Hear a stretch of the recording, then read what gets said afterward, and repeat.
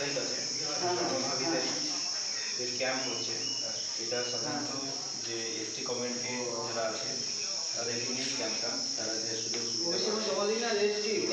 আপনি কোথা থেকে? আমি তো পশ্চিম আদিবাসী পশ্চিম আদিবাসী। না না আপনার নাম কি আছে? আমি একবার বলছি ক্যাম্পে আপনি এই ক্যাম্পটা আগে থেকে আপনার গ্রামে সবাই জানে, সবাই এসছে মনে হয়। আপনি কি নিয়ে এসছেন? আমি এসছি আমার ছেলে পরের জন্য কি হচ্ছে জানেন?